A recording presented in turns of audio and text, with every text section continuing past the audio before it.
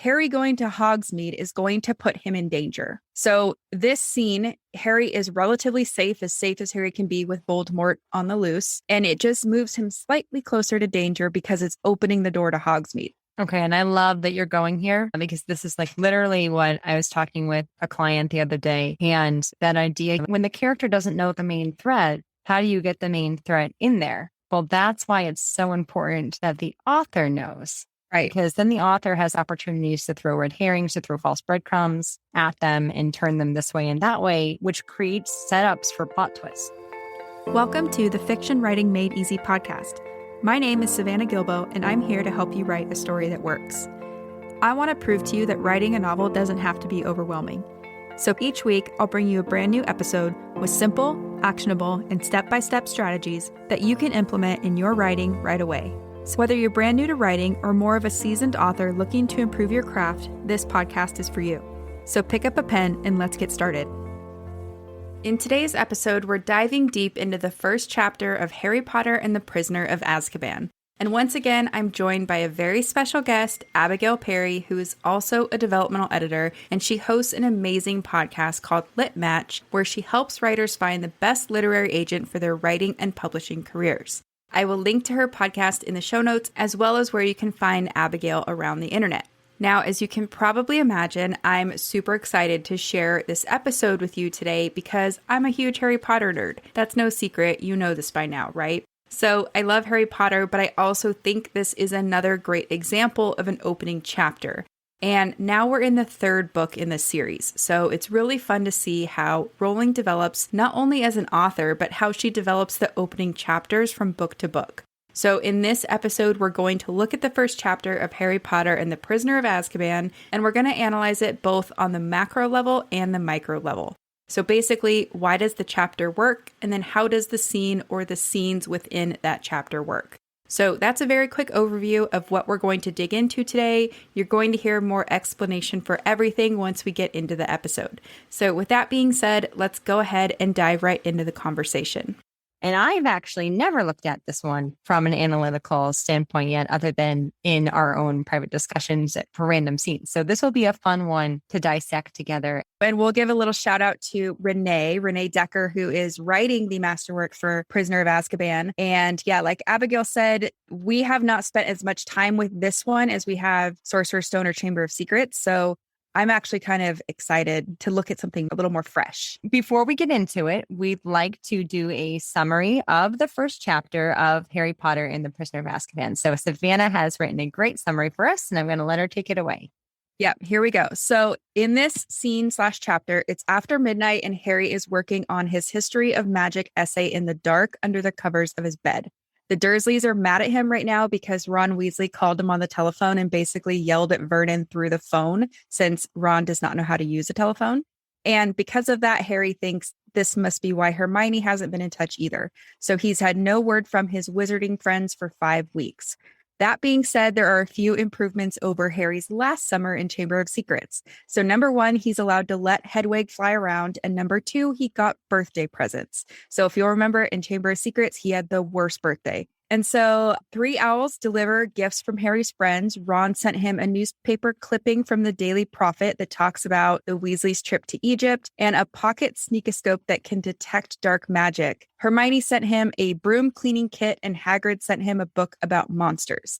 He also got his Hogwarts letter that includes a permission slip for trips to Hogsmeade on certain weekends if they can get a parent or guardian's signature. Great. It's really interesting, this first chapter, because a lot happens in it, but not a lot of loud things happen in it.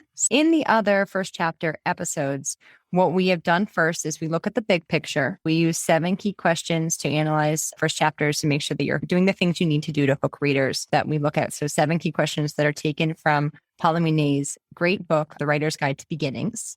And then, of course, we will move into the scene level, the structural level of how the scene works, which we use the Story Grid's 5 commandments to do that. If you've been listening to these first chapter episodes, you probably already know a lot of what these are. And just if you are coming in new, that's totally okay. We're going to walk you through it and we'll explain everything as we go. Okay?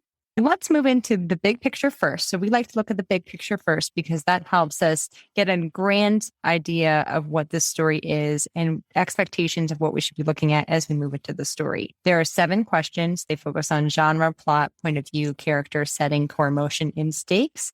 And the first of those really focuses on genre. So the question is, what kind of story is it? What Savannah and I like to look at is we see a difference between a content genre and a commercial genre. So content genre being what is really the makeup of the story, the target readers who would be going with it, versus the commercial genre, is it middle grade fantasy? So Savannah, what do you think? What genre, what content genre, we'll say? Right. So I think we're still in action territory. The first 2 books we've said were action. And previous to jumping on this call, we were talking about how this story actually has a little bit of thriller elements and maybe even crime.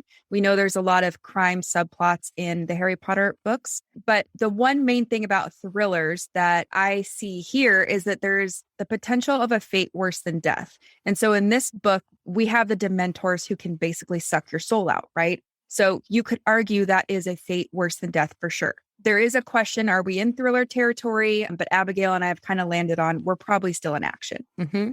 And I love that you're pulling out this idea though, that we do need to kind of look at some very loud subplot elements, I think, that come into this and really raise the stakes, the life and death stakes for the action story. Now, what's the difference? I think we should just go into that a bit more, Savannah.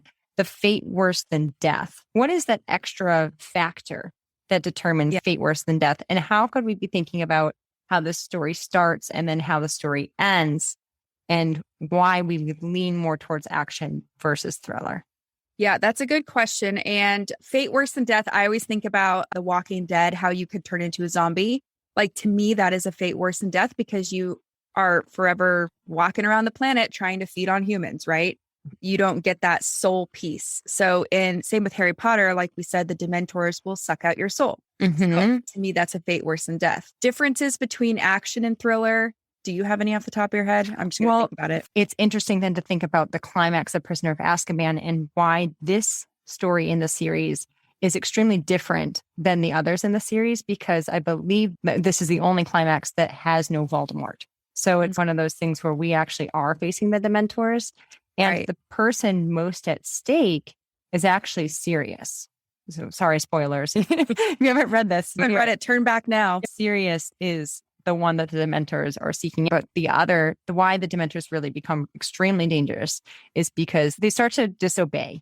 Like they start overstepping boundaries. And that's why Dumbledore's furious that they're even on campus. And when there's the 100 Dementors versus Harry, they're going after Harry too. So I think it's kind of dangling in the air. Would they suck out Harry's soul or not?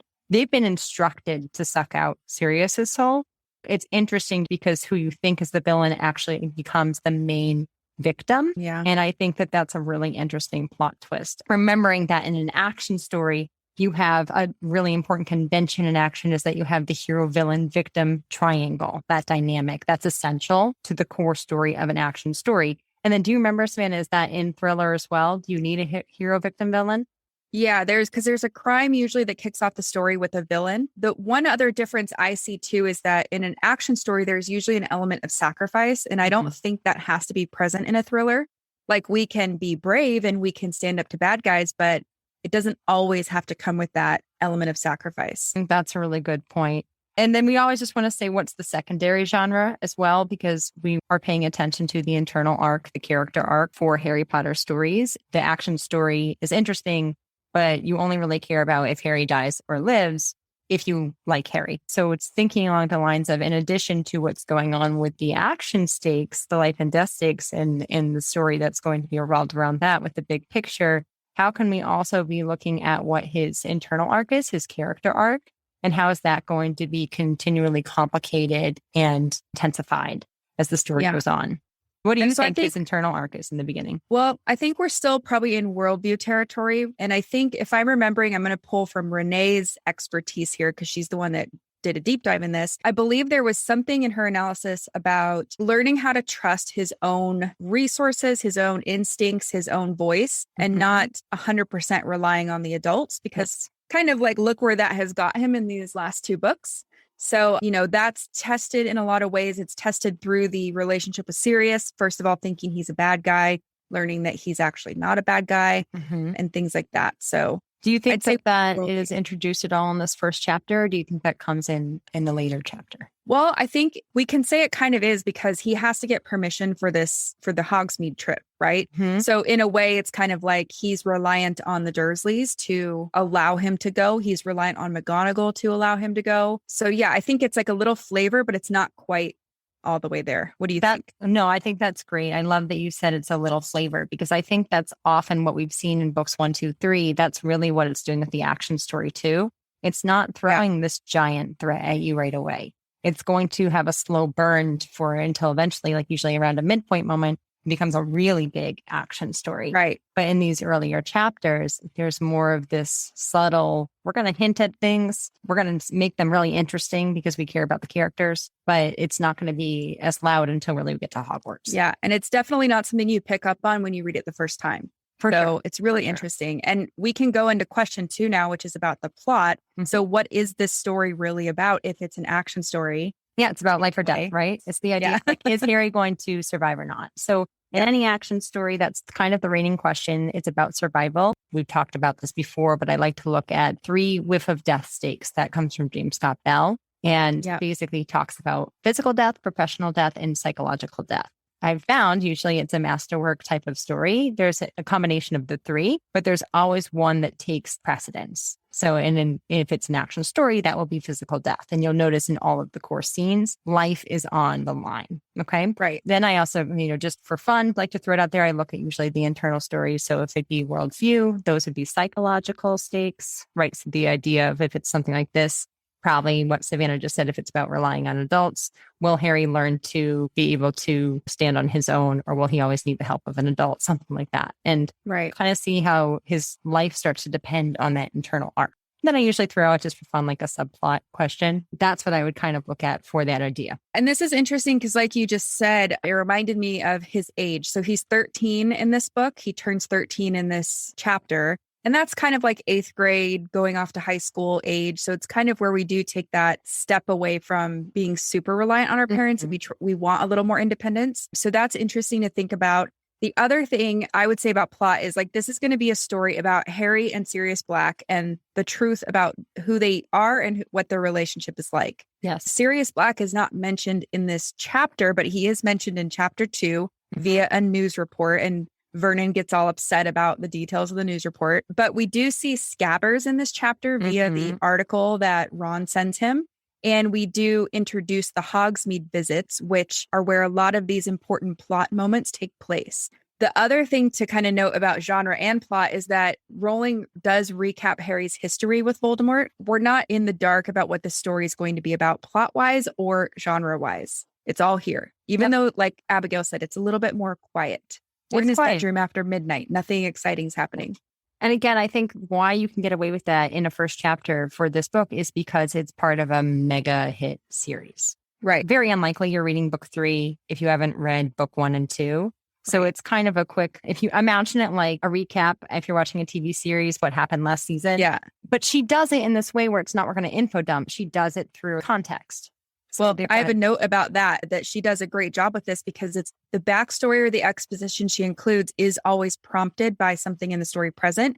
So like you said, it's in context that is prompted by something in the moment. Like the broom cleaning kit allows Harry to talk about Quidditch. Yes. The picture of Ron's family allows him to talk about the Weasleys. So it's not like the chapter starts with last year, Harry had to fight down this basilisk in the Chamber of Secrets. And then, this other thing you don't know happened with Voldemort. Right. It's all very organic. You'll notice a pattern now if you're following these first chapters that she always does get a commentary on Voldemort in some way, but it is only prompted by exactly what Savannah has said because of something that's happening in his story. Also notice that Snape, one of my favorites, is always mentioned, but it's usually dealing like he's doing homework, and his least favorite assignment that he has to do. Yeah, his least favorite teacher. Right. Yeah. You're always looking for those opportunities to blend external and internal. You're never just dumping internal. Right. Okay? So the next question number 3, deals with point of view. Who's telling the story? We're in third person limited still. We do have a little bit of that omniscient feeling narrator at the very beginning of the scene and at the end. I don't have the text in front of me, but at the end, it's something like we zoom out and the narrator kind of talks about what's going to happen next with Harry. I think Abigail is going to grab it. Yeah, the last paragraphs. At that moment, Harry Potter felt just like everyone else, glad for the first time in his life that it was his birthday, which is fun because it's the exact opposite of Chambers. Yes. And so I have a note about that too, because in the beginning of the chapter, the omniscient narrator says Harry is a highly unusual boy in many ways. He hated summer holidays. He really wanted to do his homework, and he's a wizard. So it's a nice little open loop and closed loop by the omniscient narrator, but we're mixing it up from the previous two books where on his birthday, it's like the worst day.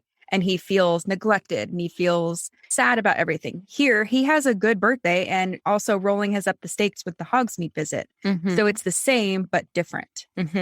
And I want to say, because we are going to move into third person limited close with Harry for the majority of the story, but the narrative allows us to kind of feel like we're readers who then get pulled into the personal story with Harry. It's interesting. Again, you spoke to 13, and I'll talk about this more in the character question, but we've seen how the Dursley-Harry Potter relationship has started to mature. And through that, Harry starts to test his limits with them more, which is interesting. So this isn't the first chapter, but I just wanted to mention this because in the second chapter, Harry starts to try to outwit Vernon more vocally.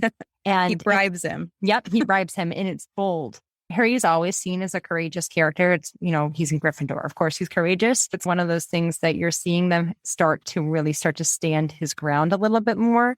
Where in Chamber of Secrets, remember, there's a confrontation between Dudley and Harry does stand his ground, but it's more so in a way that is not like challenging Vernon. Like Vernon is clearly the main antagonist in this family. Vernon is the one who literally in the second chapter says that he'll beat the stuffing out of him. Like, an adult, you don't want an adult saying that to you. And he's a giant guy too. So I think like he's intimidating. So it's just interesting to see, like, as Harry is aging, moving from teenager to young man, who's going to start to use his voice and his own opinions a little bit more. Question number 4, who should we care about the most? Yes. Harry Potter. Always Harry, right? So it's really interesting to see through context. We're very happy that Harry is finally receiving some well-deserved birthday messages.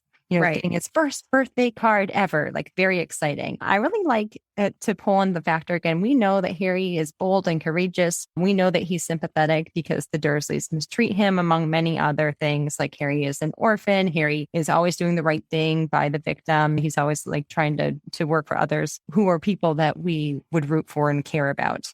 Don't care about the Dursleys as much. But I do think that it's interesting as you're learning more about him through that balance of external and internal and seeing what he cares about. And one thing that I really like in this first chapter is that he gets this newspaper article that the Weasleys have won this big lottery. And he says a line of something like he couldn't think of anyone better who deserved a big heap of gold than the Weasleys, who were very kind and very poor, like something like that. It speaks to his humility. It speaks to a person of integrity, a person of, humility, things like that, a good person. His people. And I like that about that. It's a small detail, but it really speaks to his character. Yeah. And so you kind of touched on question 6, which is core emotion. How should we feel? We feel happy about what's going on with Harry. We're interested in this Hogsmeade thing, but for the most part, we're like, gosh, thank God he had a good birthday. The question we skipped was setting. So where and when does the story take place?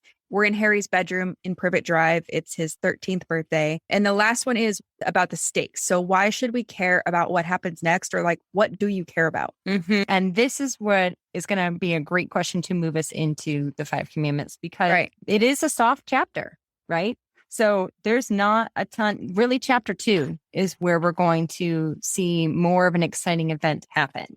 In this, we're being even like one of the main encounters in the first chapter is actually seen through retelling a backstory. And it's when Ron tries to call Harry and is screaming into the telephone, and Vernon basically is like, don't ever call this house again. And no one calls him the rest of the summer. So it's kind of this idea here of basically what the stakes are on an immediate level, but also on a grander level. Let's talk about Savannah real quick, because if it's an action story, then we're looking at life or death stakes, right? If this scene is softer, how do we know it speaks to life and death stakes?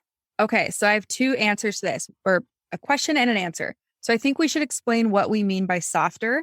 And the way that I interpret this or feel it is that the conflict for Harry is more internal. So he's worried about not making noise. He's worried about the book that Hagrid sends him is like flapping around on the floor. He just doesn't want to get caught. What we learned that we didn't mention is he got out of his bedroom one day and he went to the cupboard under the stairs and got his school books and he snuck them upstairs. So he's not supposed to have all this stuff. And if he wakes up the Dursleys, he'll get caught and it'll get taken away. Right. So it's all internal for the most part conflict. Whereas in chapter 2, scene 2, it's more external. So we feel more excited. Yes. So that's one thing. Did you have anything to add? No, I like that. Just that speaks back to the core emotion too, because when something is usually action dominated, the core emotion deals with more excitement. And when it's internally dominated, we're dealing with more of this like cathartic, like satisfaction type of emotion. Have you been dreaming of writing a novel, but you don't know where to start? Or maybe you've tried writing, but you keep getting stuck halfway through a draft? If so, I have a free training you're going to love. It's called 3 Things You Need to Write Your Novel in 2025, and in this free 60-minute training, I'll share the exact same process my clients and students have used to go from idea to completed manuscript in just months, not years. You'll also learn why most writers never finish their drafts, and spoiler alert, it's not a lack of talent or good ideas, as well as how to overcome feelings of perfectionism, self-doubt, and overwhelm that stops many new writers in their tracks. You can register for this free training at savannahgilbo.com/masterclass. So one more time, that's savannahgilbo.com/masterclass to register for the free training. I hope to see you there. And so the second part, I actually want to pause us on that because I want to talk about the value shift after we go through the 5 commandments on the life and death scale. Mm-hmm. But as a reader, for me, what I cared about the most in this scene is we already talked about he's having a good birthday, but also is he going to get this permission slip signed? Because we know he's telling us this is important to him and he wants to do it. And we see, like Abigail said earlier, in the 2nd chapter, he's bribing Uncle Vernon to try to get it signed. Yeah. So let's go ahead and move into the chapter and how we break it down. And I like that you've mentioned that because you're going to see in our analysis of the 5 commandments, a lot of things are happening in the scene in their softer ways. But the main thing that is really going to grab our attention is when the Hogsmeade letter comes in. So kind of looking at like how this is all developed and stuff like that. I like to start with Harry's goal. So like, what is he doing when the scene opens? He's trying to work on his history of magic essay without getting caught. This goal puts everything else into context. So the 5 commandments is a quick recap. We'll explain what each of them are. Inciting incident, I just call it turning point, but some people call it progressive complication, turning point, crisis decision, climax, resolution. So I'll explain what those are as we go through. But the first one is inciting incident, and that's usually causal, meaning a person causes it, or coincidental, meaning a coincidence causes it. And basically, it's this unexpected disturbance that either establishes a story goal or forces a character to change directions in how they're going to achieve their story goal. So in this case, it opens with a goal, right? Do your homework without getting caught. Right. I find that most scenes do open with a goal because it's not like Harry's sitting there waiting for conflict, right? He's a real human who's in the middle of his life and we get dropped into that. So his starting goal is to do his history of magic assignment without getting caught. Mm-hmm. Then the inciting incident comes in. And for this one, I had 2 different options. I landed on one. I'll tell you both. Number 1, you could say it's that he realizes he's been 13 for over an hour. Number 2, you could say that he sees 3 owls flying towards his bedroom window. I landed on the owls flying towards his bedroom window because although the realization that he's 13 and he's been 13 for an hour, he knew this, he just forgot. He wasn't paying attention. But you said a key word, unexpected. It's not unexpected that he turns 13 on his birthday. It's unexpected that there's a giant blob of animal flying towards your window that happens to be 3 owls. What do you think that quick internal reflection of not recognizing that he's been 13 for an hour does for the story? Yeah, that's interesting because we saw in the first 2 books that he was kind of, tracking the time as it ticked away. And in this one, it's like, okay, he's not so concerned about that anymore because he's got friends, he's got Quidditch, he's got magic, he has schoolwork. So we are seeing a shift. Yeah. Is that what you picked up? His priorities and what he cares about. Yeah. And this birthday even ends up better for him. So it's kind of that interesting way. Yeah, it's like a mini foreshadowing. I would agree with you on that. It's the owls because it is unexpected. You can even get the sense, like as a reader, whether or not you're analyzing it for analytical to become a better writer or editor or whatever you're looking at it for, if you're just reading it for fun, you can get a sense of like urgency and agency when the owls come, like something is going to happen here. We're going to have to address something in some way versus like, oh, I didn't realize I was 13 for the last hour. Right. It's just not as urgent to me. Yeah. And the owls are fun because if you remember from book 2, that first chapter in book 2, he saw eyes in the bushes and Dobby was on his bed. So both of those things were kind of negative in book 2. And here we kind of might expect that as readers, like, oh, great. What kind of creatures flying towards a window? And then it's like, oh, surprise, it's birthday presents. Yes. And you know all these owls. Yes. Another reason we both picked owls flying to the bedroom window, this sets up the next thing he's doing in the scene, right? Is like opening his presents without getting caught.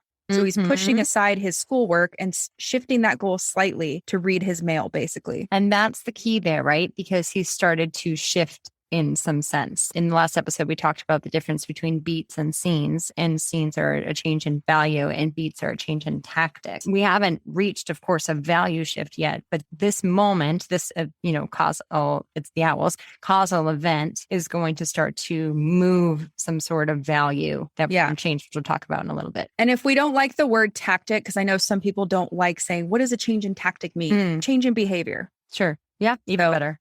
I like it better. Yeah.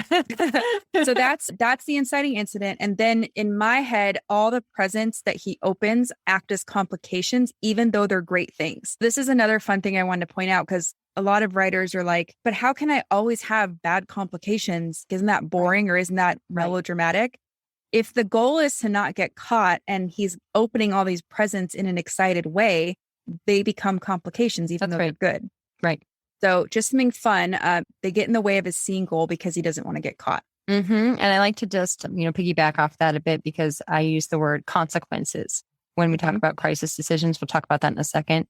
But consequences aren't always negative either. So, don't get stuck on one definition of things. Okay. Right. So let's look at turning points. A turning point, Savannah, action or revelation that really forces a character to make a crisis decision. Even if you don't make a decision, there are consequences. Right. So there you go. There's the consequences. Go ahead. Talk to us about so that. we both agree that this is when he sees the Hogsmeade permission slip and he reads it and it says, you can go to Hogsmeade if you get a parent or guardian's signature. And this, I had to really reread this chapter a couple times before we got on the call because I was trying to figure out I think it's this Hogsmeade letter, but really, we don't really act on that much until the second chapter in Chamber of Secrets. We decided that it was one scene over 2 chapters instead of 2 scenes, 2 chapters. But we both have come to the consensus that this is 2 scenes, 2 chapters because there are 2 different value shifts. It's really interesting that you're seeing how the main event, the thing that causes the main event in this scene, the letter, is going to raise the stakes for the next scene. We're looking at the character reflection of it in this scene versus the next chapter where it's going to be a little bit about louder action taken on that. Yeah. And so I want to talk about that more when we get to the end because I have a note on that. But so this is the turning point. Like Abigail said, it's that thing that kind of gets in the way of the scene goal. And now what is Harry going to do? So that's the crisis. What is Harry going to do about this? Is he going to ask his aunt and uncle to sign the permission slip and risk getting into trouble or being humiliated or whatever else the Dursleys will make him feel because we know it's not going to be good? Or is he not even going to bother asking and then miss out on the Hogsmeade trips that he told us is important and really cool? The climax here is really interesting because he can't do anything about it at 2:00 in the morning. And it even says right during this part that it's 2:00 in the morning. He gets back into bed and pushes off the problem for tomorrow. So like Abigail said, he's not making a decision about, he is, but he isn't, right? It's kind of a weird, squishy decision. But what I like about this decision is it sets up the goal for the coming scenes. That's right. And you see him act on this in scene 2. Right.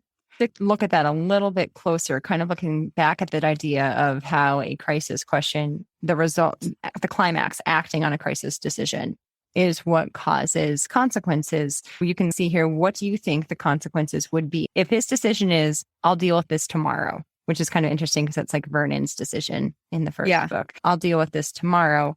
What consequence do you think that leaves him with in the resolution? Well, and this is interesting because you also have to remember, let's pretend this scene was happening at 2:00 in the afternoon. This scene would not work and it would be boring because you're like, okay, Harry, why can't you go ask Vernon now? Why are you being such a wuss, right? He can't really go act on it now because it's 2:00 in the morning.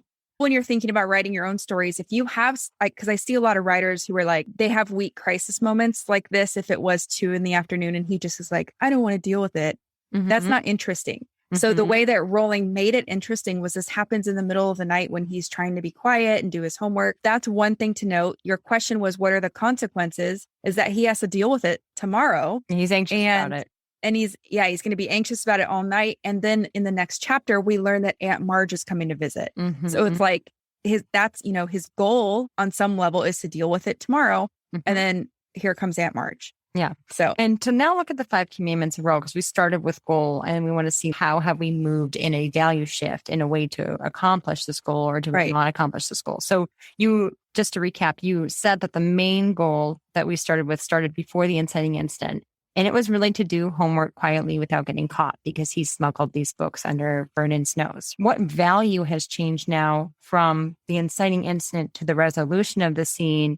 And how does that still speak to how we moved closer to or further away from our goal or our new goal?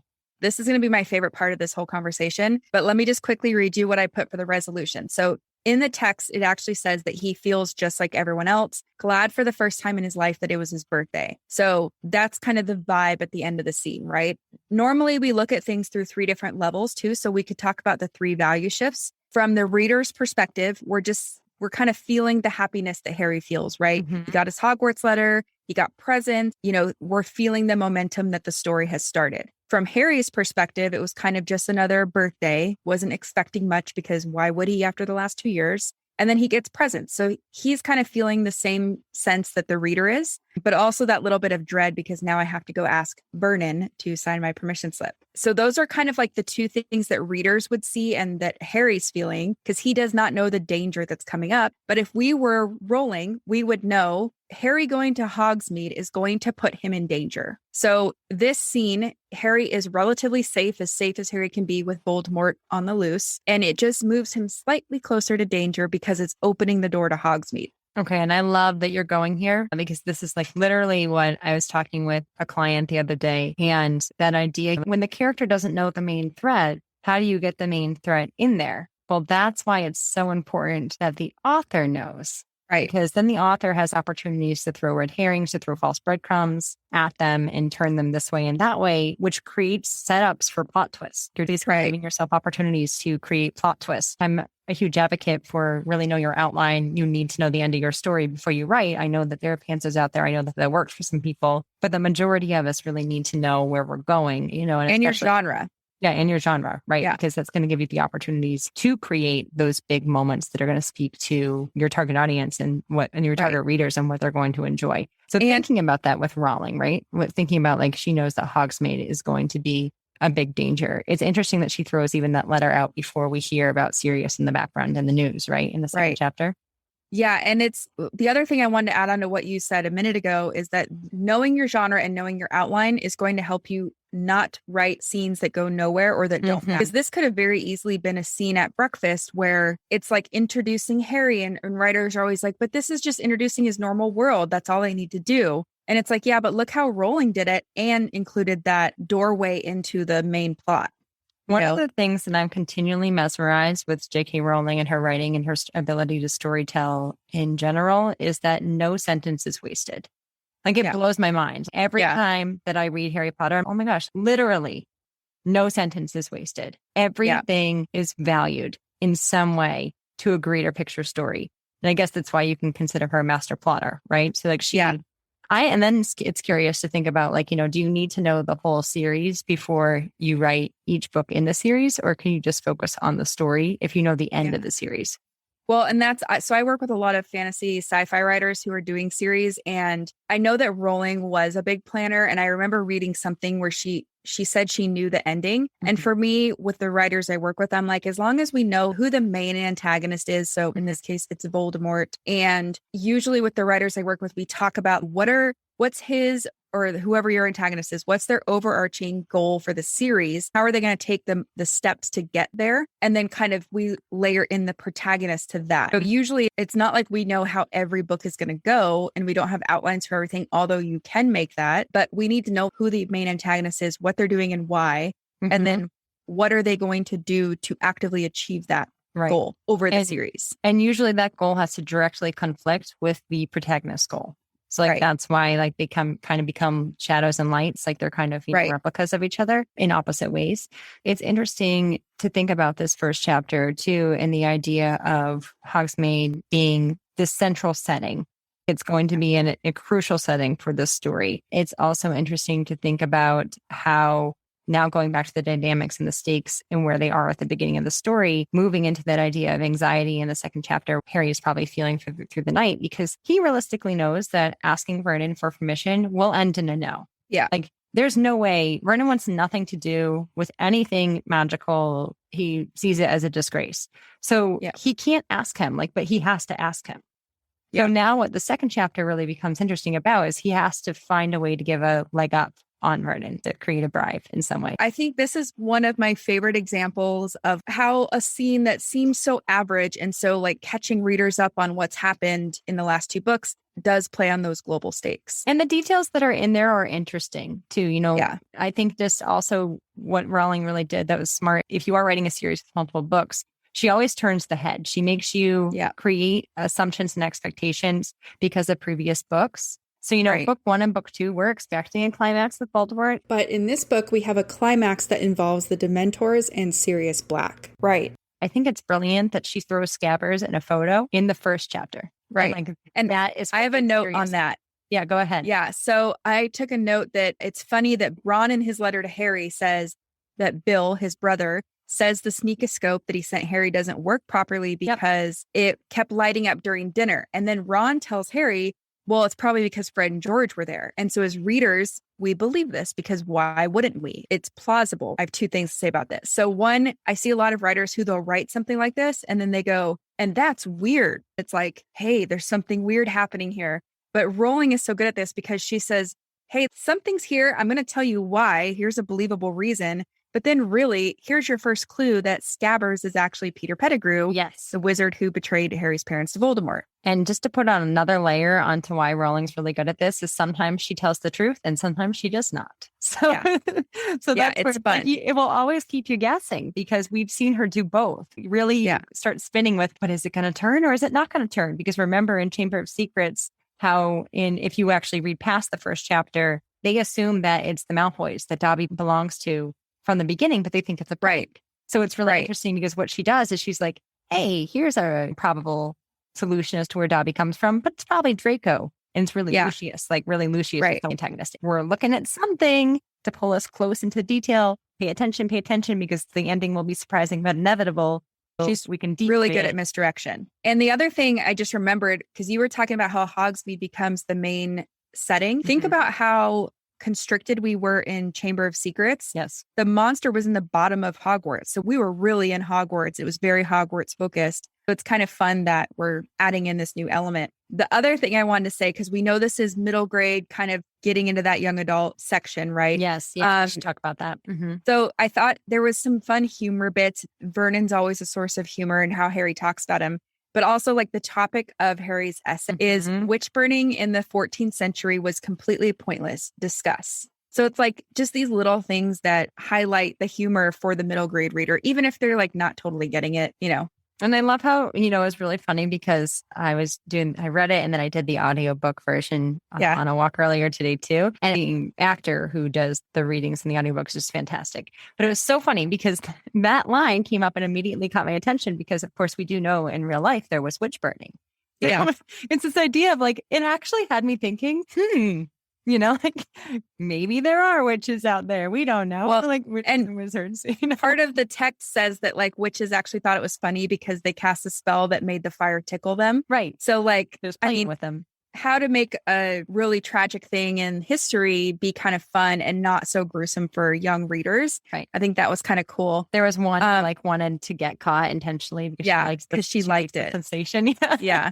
And the other thing that I noticed in this chapter, I don't know if this was on purpose, but if it is, it's like the coolest thing. So Vernon tells Harry, don't talk to the neighbors. I can't remember why or when he says it, but that's kind of funny because we know later that Mrs. Figg is his neighbor who's been sent to watch him. It's not what Vernon meant, don't talk to the neighbors, but it's also kind of like a nod, don't talk to the neighbors because she's actually not supposed to talk to you either. I like that there's irony in the fact that Aunt Petunia is obsessed with gossip and spying on people, but realistically, the wizard community is constantly spying on her. They always know what she's up to. Yeah. This whole book has one of my favorite examples of red herrings ever. So it's so cool if you read the first chapter through that lens and you just see the little nods. And even in chapter 2, we deepen the little nods. And throughout the whole thing, there's misdirection and true clues and all the fun stuff. And all these great setups in the sense that I know when I was reading it, I probably wouldn't have even, you said before, you don't even think twice about it. As soon as she explains the sneak a stove is probably due to Fred and George,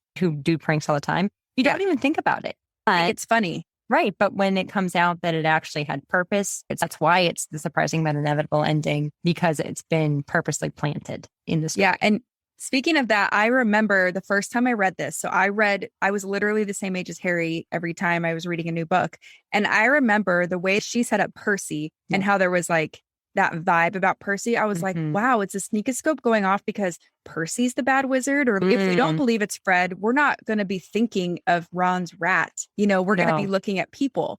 Yeah. So like the rat is like cool. the most minuscule thing. And then you will start to learn about animaguses like later in the story. So that those stakes start to build in the probability of where this could turn and why it turns. Yeah. It's so interesting because it's not even on your radar. You don't know what an animagus is yet. So it's not even on your radar. Right. Well, and Scabbers is pretty gross. He has scabs all over him. He's like a worthless rat. Ron doesn't like him half the time. Crookshanks gets upset with him. He's so unlikely to do anything spectacular. Well, and that's another great reveal too, because in the climax is actually probably the Dementor fight, but kind of like the climax, maybe at the end of the second act, when Sirius basically calls Peter Pettigrew out, he goes through and rattles through all the oddities of Scabbers. And you see that Scabbers has had all these oddities building since book 1, right? Yeah. So it's all these things where like, I just remember Sirius rattling them off and I was like, oh my gosh, that's true. That's true. That's true. That's true. He's a human. Like,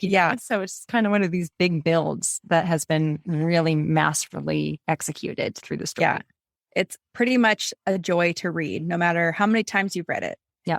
And just to kind of go back to, so like action stakes, though, when we're talking about life and death stakes, I think it's a good way to sum this up, Savannah. How do we know that this is impacting the action story? You've talked about how it's going to bring you to Hogsmeade, right? Which is where a lot of life and death is going to be thrown. We're moving in that direction, but this isn't a direct attack on Harry's life in this moment. It's a chess piece. The idea that I think that you shouldn't overlook also that Scabbers is in the very, very, very, very, very, very far background, because he's actually going to be more the villain in addition to it's like the Mentor's number 1, right? They're going to threaten the life. Scabbers and Voldemort. And Peter Pettigrew is right under it, right? Because Peter Pettigrew is going to be one who betrays everyone again in the moments, right? Yeah. But it's really interesting to see how they're there, but they're not necessarily attacking you right now. Right. Yeah. So I'd love to get your opinion real quick. What do you think the inciting incident for the inciting attack? Because in an action story, you need an inciting attack, which usually is like an inciting incident for the story itself, for the global story, the main storyline. Yeah. What do you think that attack is in this? Because it's not in the first chapter. So what do you think? Yeah, it's not. And so it's been a while since I've read the book and Renee's analysis of this, but I know there's that scene where he leaves because he blew up Aunt Marge and he's sitting on the curb waiting for something. And the eyes see him through the bush. Yes. Which we then learn later is Sirius. Yep. So on one hand, you could say it's that, right? Mm-hmm. That's where I would go. It's because it's the Grim. Right. Like Sirius looks like a dog that looks like the Grim, and constantly that becomes an escalated threat of the Grim, right? With Trelawney and things like that. What's interesting to me about that is it happens in chapter 3, the Night Bus. And I've seen a pattern. I don't know if you've seen this at all, Savannah, but usually if you don't have an inciting incident by chapter 3 in your writing, your pace is probably off. I've noticed a little bit like that. Maybe, I could be wrong with that, but that's what I've noticed. It tends to be that if you haven't had some sort of the inciting incident of the story by chapter 3, I feel like it gets a little bit slow for me. But that might be my personal take. That's funny because in theory, you could have 3 very bloated chapters and you're not getting to the inciting incident until like 20,000 words, which is not ideal either. So what I like to say is like, it's usually around 10 to 12% of your entire manuscript. It's usually halfway in your beginning section of your story. If the beginning is 20 to 25%, 10 to 12% is halfway there. And yeah, the reason I always like to think about, like, you see those maps of plots where it's like we build up to something and then we kind of go down, build up to something and then go down. That first peak is usually your inciting incident. Yeah. So it's like we need to be building to keep that pacing and tension. Because yeah, if you don't have it, whether it's chapter 3 or whatever that 10 to 12% mark, why are they reading your book? You will stop. And if you're doing traditional publishing, I've seen a lot of agents say, okay, give me the first 3 chapters before they say, give me the full. So if you don't get it by chapter 3, it's out, right? It's easy to put it down. So just kind of as an FYI type of thing. Now, what else is really interesting about that is that you're talking about 10 to 12%. And I think it's great that you're pulling that out. We've talked about in the past about how the ideal scene length is around 2,000 to 2,500 words. It's called the potato chip scene length. It's like that place where readers get to the end of the chapter and, oh, can I read one more? Do I have time for one more? Rowling in these earlier books hasn't always been 2,500 words per scene. Sometimes they've been a little bit longer. So how, when you're thinking about, I guess, like, just to kind of ask you a question, Savannah, when you're helping your clients with this idea of what is the perfect word count, do you think that people get caught up in the word count and you focus on percentages, or like, do you focus on events? How do you help them in restructuring about what really matters versus the ideal, whatever it is? I find that most writers think in chapters, and that's kind of it. So they're just like, I need to write a chapter. A lot of chapters can be like 3,000 to 4,000 words. So because they don't know any better, they end up just writing 3,000 to 4,000 words without any scenes in there or anything. So I like to strip all that away and just say, let's write a scene with the structure we talked about and try to keep it somewhere between under 3,000. Even if you're at 3,000, 3,500 on your first draft, it's okay. You can strip things out later once you know what's happening in your story and what's important and what's not. But yeah, I find you cannot think about chapters at the same time you're writing scenes. It's just too much. No, I think that's a great idea. Break the chapters later. And even, more speaks to how this first chapter and second chapter have an overlap in a ways, because the Hogsmeade is kind of what creates the goal for the next chapter, right? Yeah. I think the idea here is making sure that they're always building around the story event. So the conflict that puts the protagonist in conflict with some sort of antagonist in some way, like, that event is what you walk away with the summary. It's how you summarize what the chapter is really about and what walks away with the purpose of the value shift and things like that. If you go back to Savannah's summary, a lot of other things happen in this first chapter, but really our attention is first and foremost pulled towards that letter, because that is what creates excitement. Right. And I just looked at the word count for this first chapter. It's 3,600 words. She tends to be longer in certain chapters because there's more to set up. There's world building, there's summary. But notice how it's not an info dump, like we said. When I'm working with fantasy and sci-fi writers, because the question is always like, but I need to show this part of the world, or but I need to explain this. Yes. It's like, cool, you can do that, but let's build a scene first and see what organically fits from that, like, backstory, exposition, world building side, and layer that in organically. And then if it doesn't fit, it's because we don't need to know it right now. So then put it somewhere else. We'll figure out a spot to put it. That's where it's like weaving backstory as the story unfolds, not trying to give us everything all at once, because we'll just lose interest. Right. Because imagine reading this first chapter and it's like, imagine we learned that Scabbers had been in Ron's family for 12 years and he's been looking pretty bad lately and blah, blah, blah. And Voldemort in book 1, this happened. And 10 pages later, we're in the summary of book 2. We don't have time to hear more about Hogsmeade. I think it's a paragraph and we get all we need to know. Because we're going to experience it. And that's way more fun. Right. Yeah. Well, that is a great analysis. Thanks, Savannah. I always love asking you questions. You always teach me something when we hop on our conversations. So fun.